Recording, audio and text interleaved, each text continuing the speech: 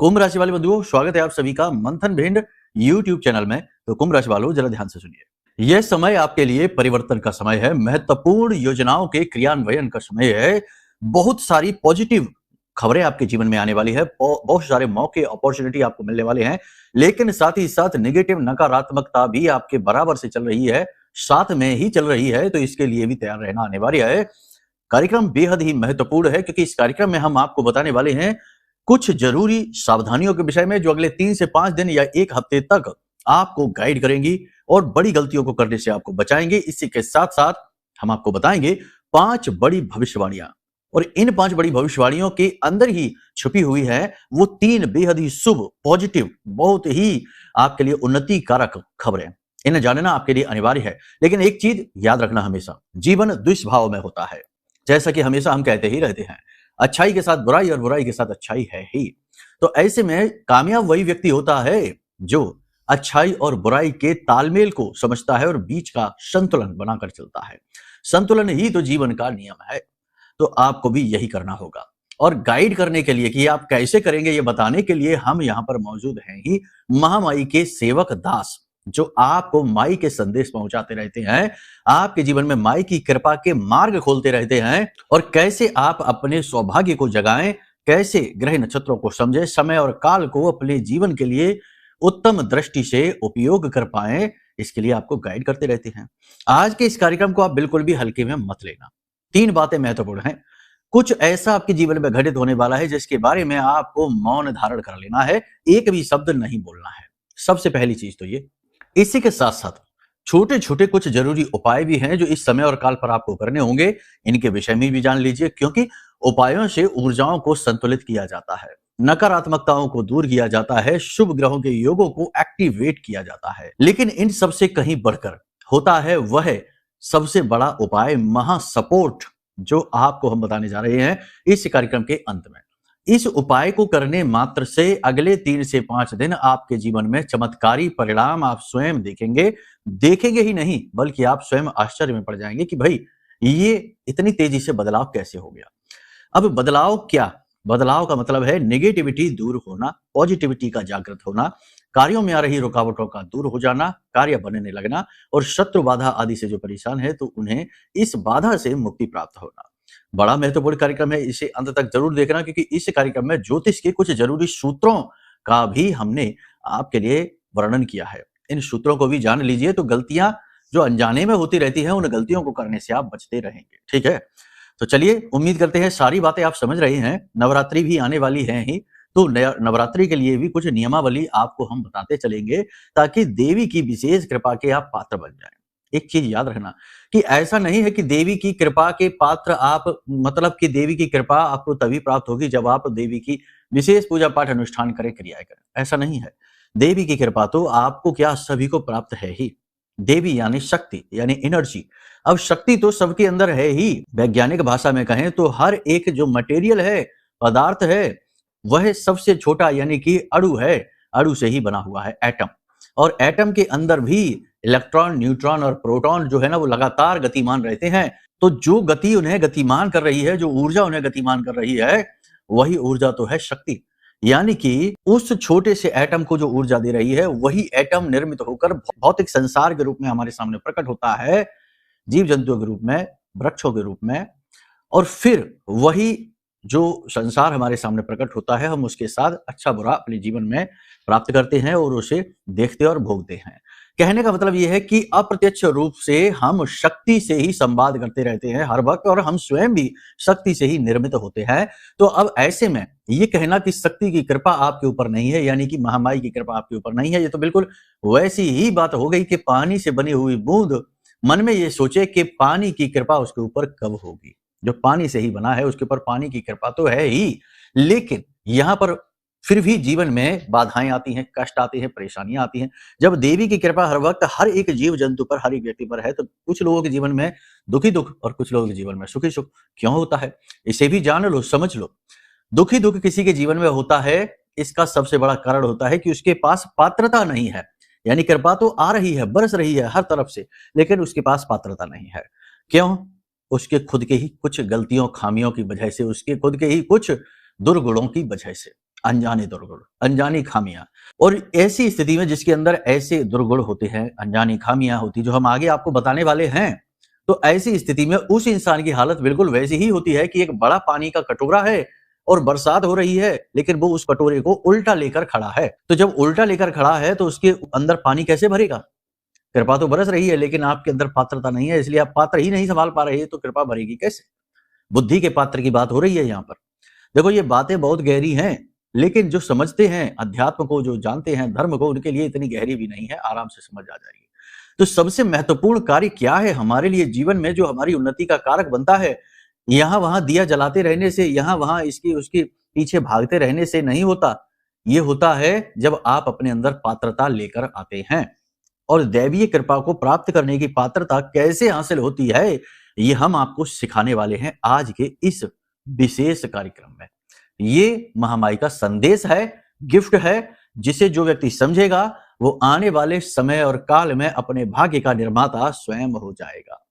याद रखना कि इस संसार में आपके जीवन में यदि कष्ट है, आपको जो कष्ट मिल रहा है, उस कष्ट में प्राप्त करने में सबसे बड़ी भागीदारी आपकी ही है। जी हाँ, बाहर से दूसरे लोग आपको कष्ट देते जरूर दिख रहे हैं, लेकिन वो कष्ट स्वीकार भी आप ही कर रहे हैं, आमंत्रित भी आप ही कर रहे हैं, दूसरों को मौका भी आप ही दे रहे हैं। कैसे? ये भी हम आपको अभी बताने वाले हैं। धैर्य के साथ समझिए, आंखें खोलने वाला कार्यक्रम है ये, ठीक है? तो चलिए इन्हीं शुभ विचारों के साथ, शुभ कामनाओं के साथ आज के इस महा कार्यक्रम की शुरुआत करते हैं। लेकिन महामाई को आभार तो व्यक्त करेंगे ही, क्योंकि उनके बिना तो संसार में एक पत्ता भी नहीं हिल सकता। तो संसार में अन्य चीजों की बात ही क्या करें, कार्यक्रम शुरू करने की बात क्या करें? कमेंट बॉक्स में माई के दर्शन करते हुए पूरे भक्ति भाव के साथ लिख डालिए, जय मां भद्रकाली कृपा करो। साथ ही साथ ये भी लिखना कि हे महामाई, हम आपके ही तो बालक हैं, आपके ही परिवार के सदस्य हैं, हम पर कृपा लगातार बनाए रखना, हमारी रक्षा करना, हमारे जीवन का उद्धार करना। इसी के साथ साथ आपको बता दें कि नवरात्रि का महानुष्ठान जो होने वाला है, इसमें यदि आप भाग लेना चाहते हैं, अपने नाम से अर्जी लगाना चाहते हैं, यज्ञ हवन आदि में अपने नाम से आहुतियां करवाना चाहते हैं और खुद भी शक्ति के जागरण के अनुभव लेना चाहते हैं, तो वीडियो में नंबर है, इन पर फोन कर लीजिए। सारी जानकारी आपको प्राप्त हो जाएगी कि यह कैसे होगा, ठीक है? चलिए अब अपने मूल विषय को शुरू करते हैं। सबसे पहले बात करते हैं भविष्यवाणियों की। जय माई की। बंधुओं, ज्योतिष और तंत्र विद्या के क्षेत्र में आचार्य अमित एक जाना माना नाम है। पूज्य गुरुदेव के साधनाओं और ज्योतिष विद्या के अनुभव बेहद दिव्य है। जी हाँ, पूज्य गुरुदेव ने जिसकी भी कुंडली का विश्लेषण किया और कुंडली के अनुसार उसे सटीक उपाय व महामाई माँ बगलामुखी की विशेष कृपा दी, उसके जीवन में सकारात्मक बदलाव तो आ ही है। फिर चाहे समस्या कितनी ही कठिन क्यों ना हो, समाधान तो अवश्य हुआ है। अब ऐसे में यदि आप भी अपने जीवन की किसी बड़ी समस्या से जूझ रहे हैं, जैसे कि कर्जा बढ़ता ही जा रहा है, काम धंधा और व्यापार सब रुक चुका है, रिश्ते नातों में तनाव हद से ज्यादा बढ़ गया है, पूरा जीवन ही नकारात्मकताओं से भर गया है, तो ऐसे में यही सही समय है जब आप श्रेष्ठ गुरु से मार्गदर्शन प्राप्त करें और जीवन के अंधकार को समाप्त कर दिव्य प्रकाश की ओर कदम बढ़ाएं। वीडियो में दिए गए नंबरों पर तुरंत संपर्क करिए और अपनी कुंडली का विश्लेषण व समाधान पूज्य गुरुदेव के द्वारा करवा लीजिए। देर ना करें, आपके देवी देवताओं के आशीर्वाद से ये मौका खुद चलकर आपके पास आया है, इसे गंवाना नहीं है। अभी फोन करें और गुरुदेव से मार्गदर्शन प्राप्त करें। महामाई आपका कल्याण करें। धन्यवाद। तो देखो, इस समय और काल पर कुछ घटनाएं आपके जीवन में ऐसी घटित होंगी जिनके बारे में आपको मौन रहना होगा, किसी को भी सूचित नहीं करना होगा। तो इन घटनाओं में सबसे पहली घटना क्या है? सबसे पहली घटना यह होगी कि आपके जीवन में जो कोई रुका हुआ कार्य है, बड़ी कोई अड़चन है, वह दूर होने वाली है। जी हाँ, कोई बड़ी अड़चन, कोई बड़ी रुकावट, कोई ऐसा काम जो लंबे समय से आप प्रयासरत थे, वह होने वाला है, बनने वाला है। तो आपको इसके विषय में किसी से कुछ कहना सुनना नहीं है, बात को गुप्त रखना है। जोग जुगत और मंत्र उपाऊ, फल है तभी जब करे दुराऊ। तो छुपाएंगे तो फलित हो जाएगा, चलेगा, बनेगा, वरना फिर से नजर लगेगी, काम रुक जाएगा। दूसरा ये कि आपके घर में कुछ इस प्रकार की घटनाक्रम होगी कि आपका दिल दुखेगा, पारिवारिक लोगों से ही आपका दिल दुखेगा, मन खराब होगा, व्यथित होगा, लेकिन आपको अपने घर के विषय बाहर नहीं निकालने हैं, किसी से कुछ कहना सुनना नहीं है, शांति रखनी है, चीजों को समझने का प्रयास करना है और अपने आप में ही इन्हें संभालना है। दूसरी चीज ये। तीसरी चीज, कार्यस्थल पर, ऑफिस में आपको कोई बड़ी खुशखबरी मिल सकती है। हालांकि ऑफिस का, कार्यस्थल का वातावरण आपके लिए जरूर नकारात्मक बना हुआ है, कुछ भी बदलाव नहीं है, लेकिन कहीं ना कहीं से आपको एक खुशखबरी मिलेगी जिसे सुनकर आपका मन अच्छा हो जाएगा। शायद आपका कोई ऐसा काम जो कि अटका पड़ा था ऑफिस से, कार्यालय से ही, वह बनने लगेगा, तो उसको देखकर आपका मन प्रसन्न होगा, आपको अच्छा लगेगा। तो ये जो शुभ घटनाएं आपके जीवन में घटित होनी शुरू होंगी, सूर्य देव की कृपा से होंगी, शुक्रादित्य योग की वजह से होंगे। इनके विषय में किसी से कुछ नहीं बताना है। दूसरा कि आपके यदि कोई प्रेम संबंध चल रहे हैं, दाम्पत्य जीवन में भी यदि आप दोनों पति पत्नी के बीच प्रेम अलाप अच्छा रहता है, तो इसे सोशल मीडिया पर पोस्ट नहीं करना है। अपनी दोनों की खुशहाली मुस्कुराती हुई फोटोएं खींचकर सोशल मीडिया पर पोस्ट नहीं करना है, और ना ही अपने रिश्ते के विषय में घर से बाहर लोगों से चर्चा करनी है, वरना नजर लग जाएगी। स्वाभाविक है, राहु अति प्रबल है, चंद्रमा के साथ राहु ग्रहण लगा रहा है, खुशियों को भी ग्रहण लगाएगा। खुशियां आएंगी अवश्य ही, लेकिन इन पर ग्रहण भी लगेगा आपकी खुद की गलती खामी की वजह से। अब हम कह रहे थे कार्यक्रम की शुरुआत में कि आपके जीवन में जो दुख है, कष्ट है, उनका कहीं ना कहीं जिम्मेदार आप स्वयं ही हैं। ये बात कड़वी है, रूखी सूखी है, क्योंकि यह सत्य है।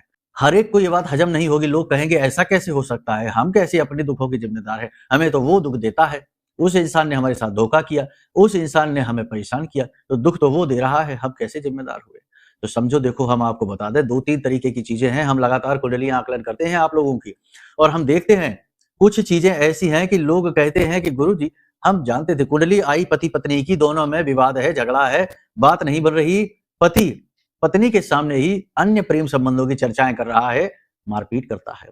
अब जब पत्नी से बात हो रही है, उन्होंने ही कुंडली भेजी अपनी और अपने पति की, तो हमने कह दिया कि यह विवाह तो बिल्कुल भी अच्छा नहीं है, ना तो गुण मिल रहे हैं, और पति की कुंडली में तो कई दोष भी हैं। तो हमने कहा कि यह विवाह तो अच्छे से बना ही नहीं, आपने कुंडली मिलान नहीं कराया। बोले हाँ कराया तो था, हमें पता भी था कि ये इनका चरित्र अच्छा नहीं है, लेकिन हम इनके प्रेम में इतने पागल हो गए कि हमने इनसे विवाह में हामी कर ली, और आज हम फिर से उसी चक्कर में फंस गए। जिसका हमें डर था वही हमारे जीवन में हो गया। तो अब इसका जिम्मेदार कौन है? इसकी जिम्मेदार वो स्वयं ही है। जो भी व्यक्ति अपनी भावनाओं पर नियंत्रण नहीं रख सकता है, अपनी इंद्रियों को तृप्त करने के लिए, देखो ये भी जो हमारा मन भी है, ये भी सबसे बड़ी प्रबल इंद्री है। इसकी तृप्ति के लिए कहते हैं ना कि मन कर रहा था, दिल कर रहा था, इसलिए हमने ये काम कर लिया। ऐसे कार्यों में अक्सर नाकामी, बदनामी प्राप्त होती ही है, दुख प्राप्त होते ही है।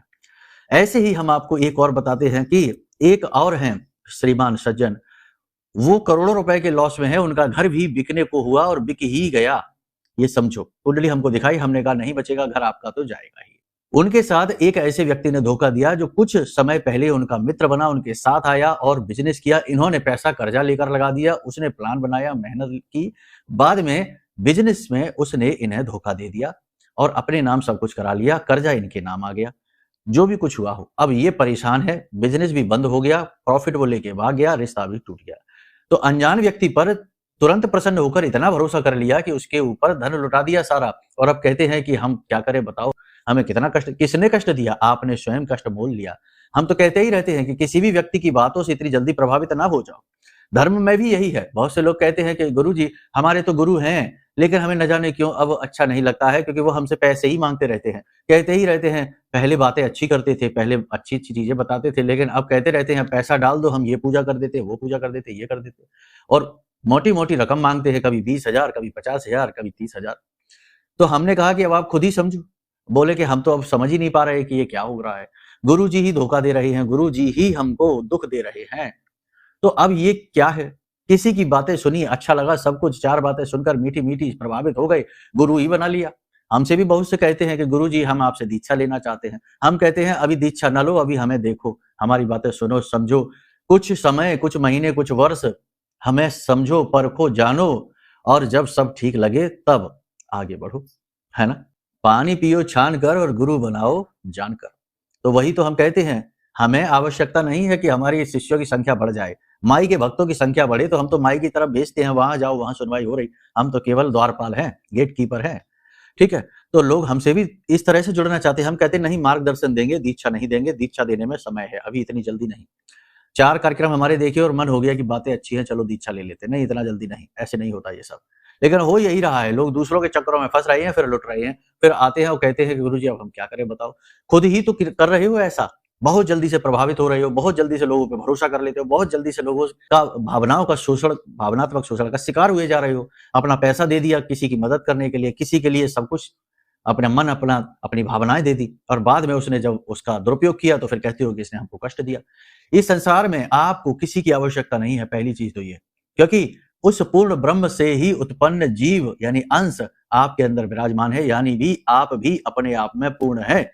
ये तो हमारा मन है जो हमें भटकाता रहता है, इससे उससे जोड़ता रहता है। मोह है जो चिपकाता रहता है और बाद में जब झगड़ा होता, तनाव होता तो दुख उत्पन्न कर देता है। जीवन की नश्वरता को स्वीकार करो, स्वयं के बोध को जानो कि आप कौन हैं। अपने आप को पहचानो, अपने ऊपर ध्यान दो, दुनिया में अपनी ड्यूटी का, अपने दायित्वों का निर्वहन करो, लेकिन दुनिया से चिपको मत। जितना ज्यादा चिपकोगे उतना ही दुनिया आपको धुतकारेगी, उतना ही आपको भगाएगी और आपका दिल दुखाएगी और फिर आप कहोगे कि इसने हमको धोखा दिया, ये इंसान हमको दुख देता है, हमारा बेटा हमको दुख देता है, हमारा भाई हमको फ्रॉड करता है, हमें घर से निकाल दिया, हमारी जमीन हड़प ली। दुनिया से यही उम्मीदें रखो। अगर आप दुनिया से आसक्त होकर चिपकने की कोशिश करोगे, दुनिया हाथ छुड़ाकर भागेगी। अगर आप दुनिया से चिपकोगे नहीं, बस अपने दायित्व निभाओगे और छोड़ दोगे, जाओ जहां जाना है, तो दुनिया आपकी ओर अट्रैक्ट होगी। ये संसार का नियम है। तो जितना भरना चाहेगा, जोर से मुट्ठी भींचकर चीजों को रोकने की कोशिश करेगा, उससे उतनी ही बेदर्दी से चीजों को छीन लिया जाएगा।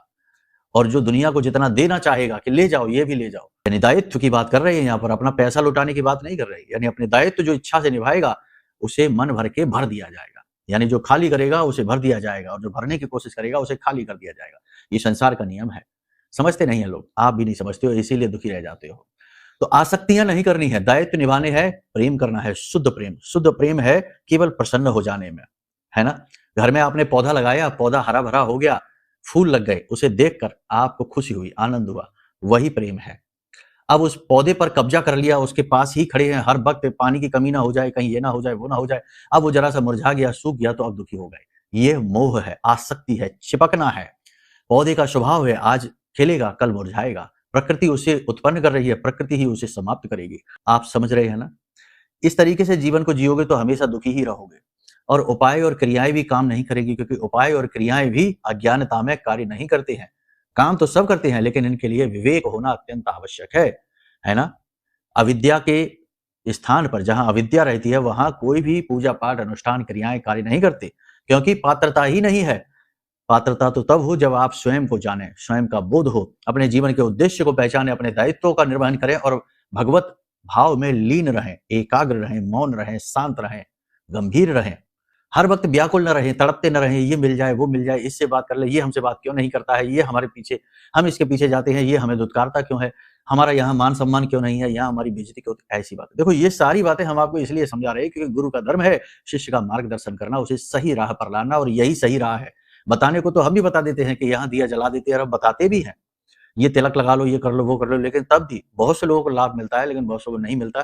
जिनको नहीं मिलता है वही आसक्त लोग हैं। वो उनकी पात्रता नहीं है कि उन्हें कुछ ऐसी चीजें लाभ पहुंचा पाए। तो पात्रता हासिल करिए, आसक्तियों को दूर करिए, दायित्वों को समझिए और प्रेम और मोह के बीच के अंतर को जानिए। प्रेम खूब करिए, प्रेम तो भगवान भी करते हैं, लेकिन मोह नहीं करते, है ना। सारी चीज यहां तक समझ लिया आपने।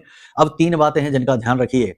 लंबी दूरी की यात्राएं करने से अभी आपको बचना है, इत्र परफ्यूम लगाने से बचना है। अब प्रश्न यहाँ पर आ गया कि एक श्रीमान पूछ रहे थे कि आपने उपाय बताया था कि माथे पर, गर्दन पर, गले पर और नाभि में इत्र तिलक लगाना है, इत्र का टीका लगाना है, क्या ये नहीं करना है?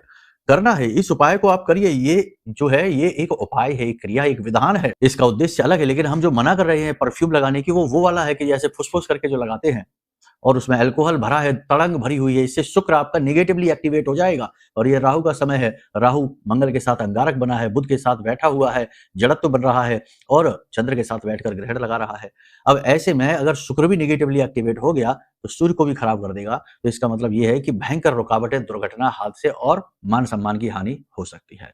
तो इसलिए इसको नहीं करना है, ठीक है। दूसरा, हल्के रंग के वस्त्रों को पहनना है, काले नीले रंगों से बचना है, फटे पुराने जूते चप्पल नहीं पहनने हैं, छेद जिनमें हो चुके हों ऐसे वस्त्रों को धारण नहीं करना है। इसी के साथ साथ सबसे महत्वपूर्ण बात कि आप इस उपाय को इस समय और काल पर कर लीजिए। अशोक के 27 पत्ते लेकर आइए। अशोक के पत्ते जो आपने, अशोक का जो पौधा होता है उसके 27 पत्ते लेकर आइए। हर एक पत्ते पर हल्दी से ओम लिख दीजिए। उसके बाद उसे लाल रंग के कलावे, जो कलावा आता है, उसमें थोड़ी थोड़ी दूर पर गांठ बांध के 27 पत्तों की एक माला बना लीजिए और उसे अपने घर के दरवाजे पर लगा दीजिए, बंदरवाल की तरह लगा दीजिए। ये इस समय और काल पर आपके लिए बड़ा शक्तिशाली उपाय होगा, निगेटिविटी को दूर भगाएगा। एक सबसे बड़ी बात और है कि अपने घर के सभी कोनों में इस समय और काल पर एक एक लौंग का जोड़ा रख दो, ठीक है। 4 कोनों में 8 लौंग हो गए, यानी 4 जोड़े हो गए। तो ये दिन भर रखी रहने दो। रात्रि के समय इन लौंगों को उठाइए, एक कोई मिट्टी का बड़ा दिया लीजिए, उसमें आप थोड़ा सा भीमसेनी कपूर रखिए, उसके ऊपर ये लौंग रखिए और इन्हें जला दीजिए घर के बाहर निकाल कर। घर की सारी नेगेटिविटी बाहर निकलेगी। इसी के साथ साथ रसोई घर में एक पात्र में जल रखिए रात भर के लिए और सुबह जागते ही उस पात्र से जल का सिंचन अपने घर के दरवाजे पर करना शुरू कर दीजिए। ये गरुड़ पुराण का बहुत शक्तिशाली उपाय है, पितरों की कृपा आपको दिलाएगा। इन क्रियाओं को करना प्रारंभ करिए, ये आपके इस समय और काल को बहुत ही पॉजिटिव बना देंगे। अब 2-3 बातें हैं जो पॉजिटिव खबरें हैं आपके जीवन में, उसे ध्यान से सुनिए। जो लोग नौकरी की तलाश में घूम रहे थे, बेरोजगार थे, उन्हें रोजगार मिलने वाला है, लेकिन इसकी संभावनाएं बनते ही कहीं इसका गुणगान न करने लगना, बखान न करने लगना, गुप्त रहना, मौन रहना। दूसरा कि नौकरी में पदोन्नति के आसार बन रहे हैं, मनचाहा ट्रांसफर होने के आसार बन रहे हैं। साथ ही साथ सबसे बड़ी बात ये कि जैसी चाह रहे थे वैसी नौकरी मिलने के प्रबल आसार बन रहे हैं अगले 3 से 5 दिनों में। लेकिन यहां पर भी शर्त यही है कि मौन रहना है। इसी के साथ साथ सबसे बड़ी बात और है एक कि जिन लोगों के वैवाहिक जीवन में परेशानी आ रही है, तकलीफ आ रही है, उनकी वैवाहिक जीवन की परेशानी तकलीफ कम होने वाली है या यूं कहें कि समाप्त होने वाली है। जिनका विवाह नहीं हो रहा है, उनका विवाह ठहरने वाला है, यानी कि तय होने वाला है। तो ये अच्छी खबरें हैं, लेकिन अच्छी खबरें अच्छी तभी तक रहेंगी जब तक आप मौन रहेंगे। जिनको जरूरत है केवल उन्हीं को बताइए और इसका बखान ना करिए, ढिढोरा ना पीटिए।